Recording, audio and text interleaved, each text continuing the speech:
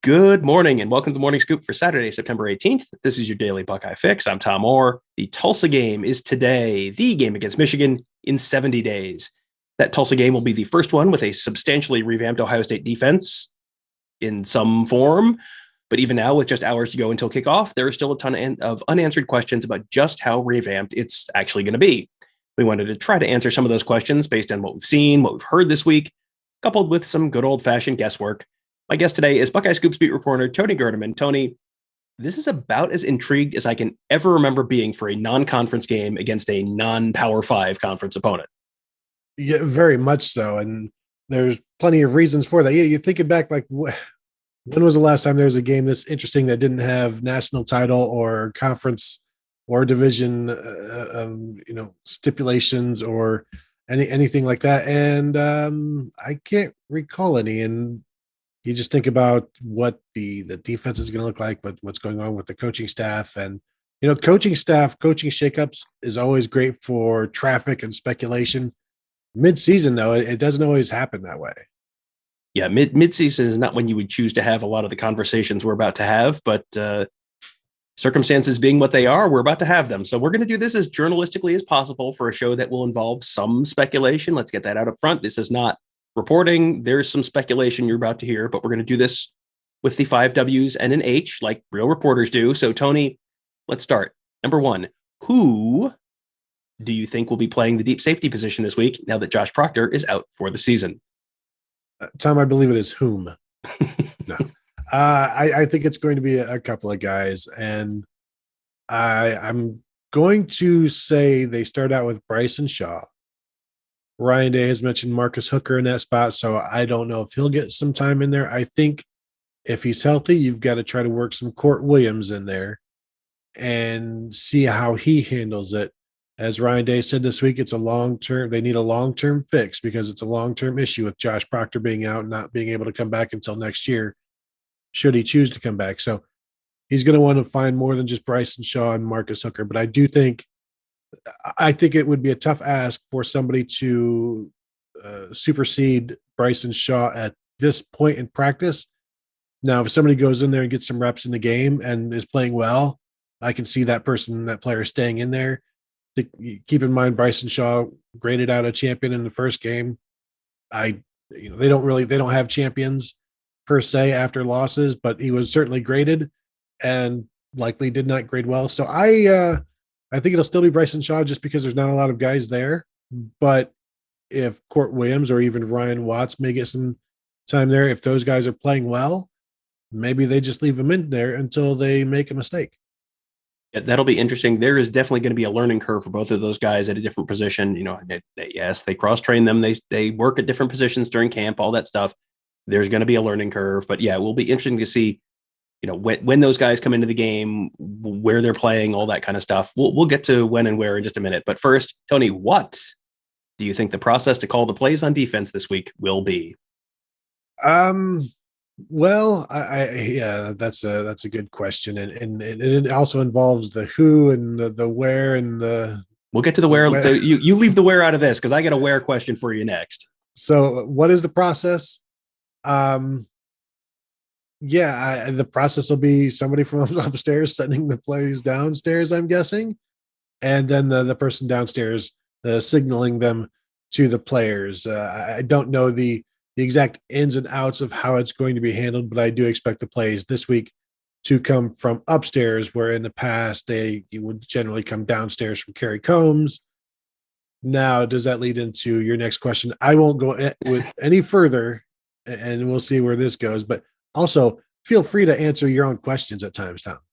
Yeah, Tony, I think you're exactly right on the what the process will be. The next question that leads very naturally into is, where will the defensive coaches be?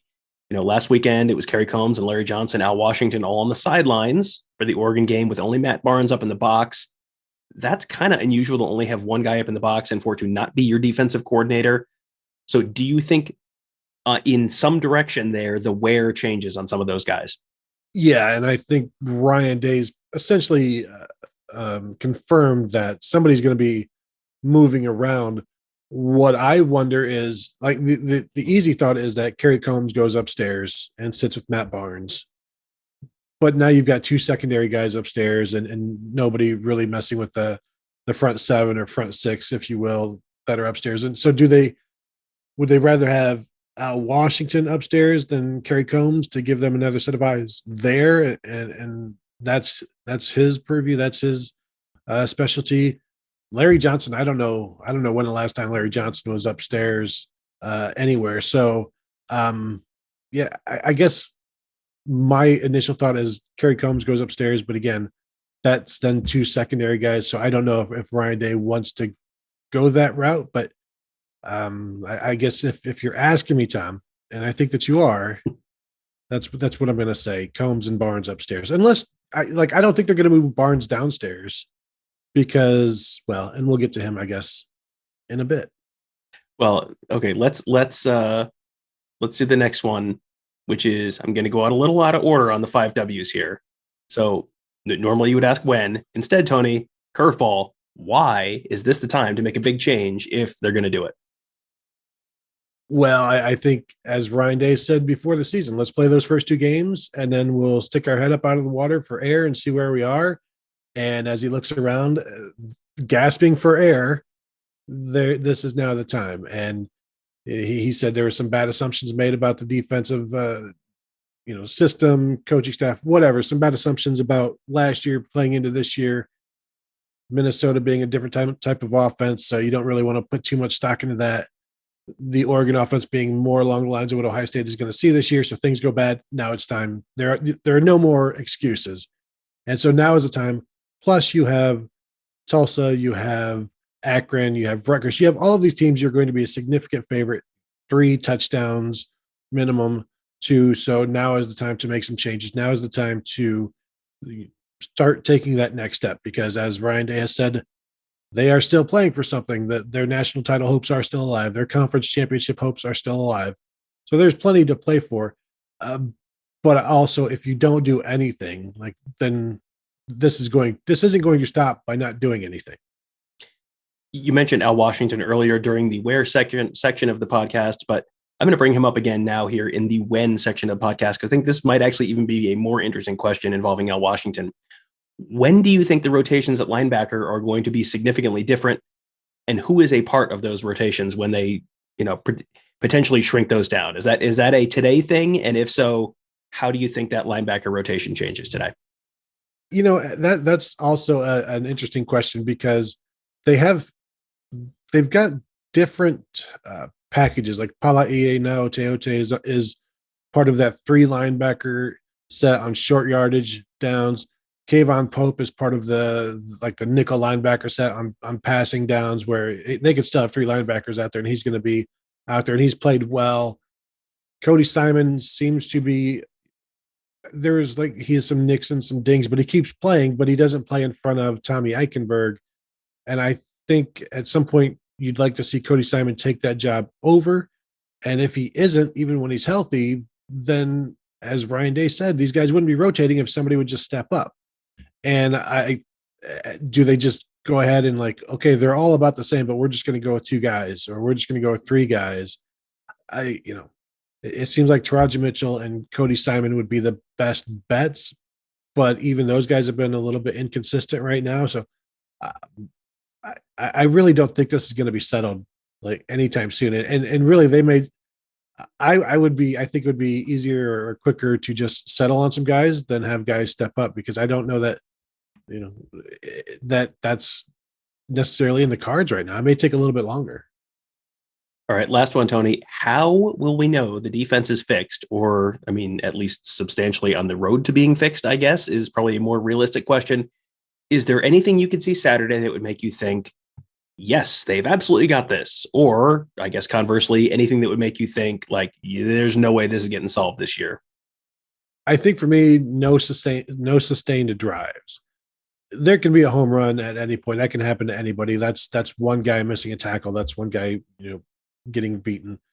No sustained drives. If you give up a sustained drive, that's a lot of guys getting bested over the course of 7-8 plays. So, no drives over 50 yards, maybe held to 10 points or fewer until the fourth quarter, when the second and third string guys are getting in there. So for me, you just want to see competence and execution. And with that, like, this is not the best offensive team Ohio State is going to face. It's not the best quarterback they're going to face this year. The Tulsa quarterback does make mistakes. He is not as accurate as other quarterbacks. So there are opportunities to make plays. There are also opportunities to get off the field on third down. And so really, maybe that's the entire key, is getting off the field on third down, winning first down, and making third and long a difficult proposition for Tulsa. But for me, I'll probably just look at the drive chart. And if there's like 3 or 4 drives of 75 yards, that's bad. It's even worse than it was against Oregon. Yeah, not only 75 yards, but 8 plays, 75 yards, 10 plays, 75 yards. That is definitely a big red flashing sign of this is not good news. So that'll be fascinating to be able to look back on that after the game. We'll have our post-game instant reaction show.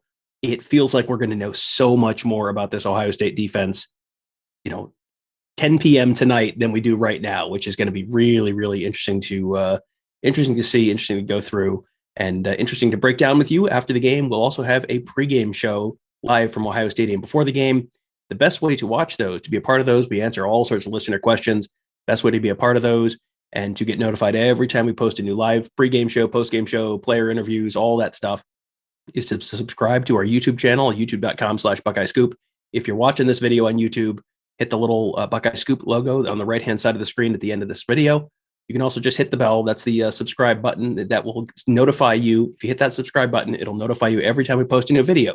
So when we post new podcasts, new player interviews, pregame shows, postgame shows, all the stuff you guys love to watch, you get notified every time we post it, because we don't always know exactly when we're going to be going live pre and post game, but then it'll just pop up on your phone. Hey, those guys are going live right now. If you want to watch it, click here, and it makes it real easy for you. You never miss a thing, because there's going to be a lot of interesting stuff to talk about before the game, a lot of interesting stuff to talk about after the game as well today. So that should be fun. Always wonderful to spend a day at Ohio Stadium and enjoy a nice fall Saturday in Ohio Stadium.